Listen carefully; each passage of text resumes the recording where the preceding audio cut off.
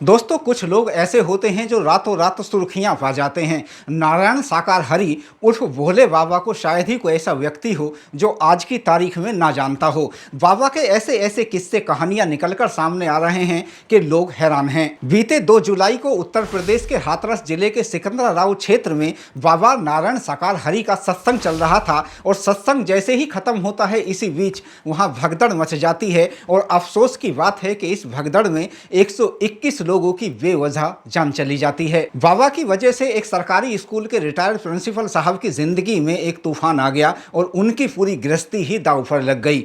दोस्तों, यह भी कम रोचक बात नहीं है कि मूल रूप से उत्तर प्रदेश के कासगंज जिले के रहने वाले बाबा नारायण साकार हरि उर्फ भोले बाबा का असली नाम है सूरजपाल जाटव। साल 2000 में वह बाबा बनने की तरफ निकले। उससे पहले वह उत्तर प्रदेश पुलिस में सिपाही के पद पर नौकरी किया करते थे, लेकिन अचानक से उन्हें ब्रह्म ज्ञान हुआ और उन्हें लगा कि वक्त के साथ अब उन्हें बाबा बन जाना चाहिए और वह इस डगर पर ऐसे चले कि उनके लाखों भक्त हो गए। आगरा के रहने वाले प्रिंसिपल साहब आज अपना माथा पीट रहे हैं क्योंकि 10 साल पहले उनकी पत्नी बाबा नारायण साकार हरि की भक्त बन जाती हैं। वह उनके सत्संग में जाने लगी थीं और सत्संग से जब वह लौटकर आती थीं तो हमेशा बाबा की ही बातें किया करती थीं। प्रिंसिपल साहब की जिंदगी बुढ़ापे के मोड़ पर है। प्रिंसिपल साहब के 4 बेटियां होती हैं और एक बेटा। सभी शादीशुदा हैं और प्रिंसिपल साहब और पत्नी एक दूसरे के सहारे ही जिंदगी बसर कर रहे हैं। लेकिन प्रिंसिपल साहब को तब तकलीफ होने लगती है जब उनकी पत्नी बहुत ज्यादा बाबा की शरण में चली जाती हैं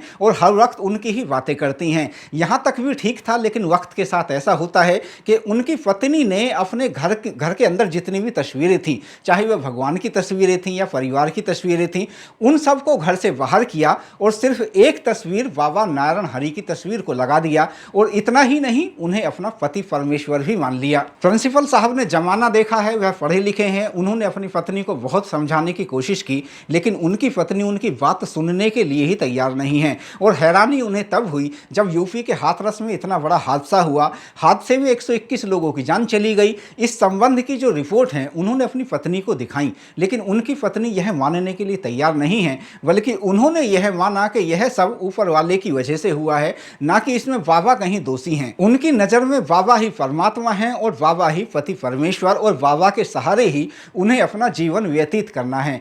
हैरानी तब उनके पति करते हैं जब उनकी पत्नी घंटों तस्वीर के सामने बैठकर बातें किया करती हैं और वह इस तरह से बातें करती हैं जैसे कोई महिला अपने पति से बात कर रही हो। अपनी पत्नी की ऐसी हरकतों को देखकर प्रिंसिपल साहब अपना सिर पकड़ लेते हैं, लेकिन वह बहुत ज़्यादा परेशान हैं। उन्होंने पत्नी को जब कहा कि ऐसा नहीं चलेगा, उनके जीवन का यह ऐसा पड़ाव है जब उनके साथ की उन्हें ज़रूरत है और उनकी वह ब्याहता है। इससे भी बड़ी हैरानी की बात तो यह है कि दोनों ने 45 साल पहले लव मैरिज की थी और लव मैरिज के बाद भी उनकी ज़िंदगी में जैसे ही बाबा की एंट्री होती है और बाबा के आश्रम जाकर, बाबा के सत्संग में जाकर उनकी पत्नी का ब्रेन वॉश होता है तो पत्नी पूरी तरह से बदल जाती हैं। प्रिंसिपल साहब ने पत्नी को समझाया कि वह ऐसा ना करें क्योंकि उम्र के इस दौर पे उन दोनों को ही एक दूसरे की जरूरत है और यदि वे ऐसा करेंगी तो अच्छा नहीं होगा। इसके बाद पत्नी उल्टा प्रिंसिपल साहब को बोलती हैं कि वह जब चाहें इस घर को छोड़कर जा सकते हैं क्योंकि उनके पति परमेश्वर तो बाबा नारायण हरि ही हैं। प्रिंसिपल साहब के सामने सबसे बड़ी मुसीबत इतनी है कि जो मकान है वह पत्नी के नाम है, वह घर भी नहीं छोड़ सकते। दोस्तों, यह तो सिर्फ एक किस्सा है। ऐसे किस्से भी सामने आ रहे हैं जब कई लोग परिवार की महिलाओं को यह समझाने का प्रयास कर रहे हैं कि नारायण साकार हरि एक साधारण व्यक्ति हैं,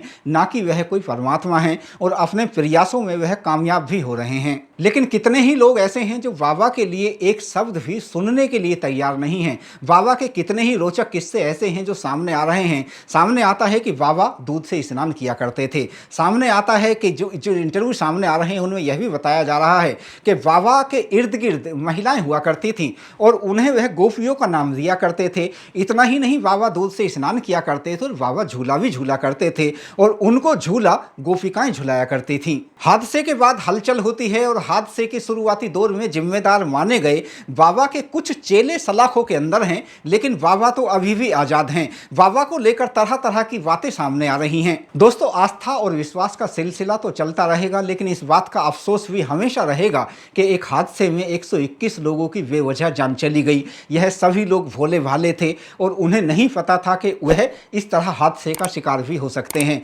वैसे यह भी सच है कि यदि जागरूकता बरती गई होती तो इस तरह का हादसा भी नहीं नहीं होता। और दोस्तों यह भी होना चाहिए कि इस हादसे के जो भी जिम्मेदार हैं उनके विरुद्ध कठोर से कठोर कार्रवाई होनी चाहिए, चाहे फिर वह कितना भी प्रभावशाली व्यक्ति क्यों ना हो।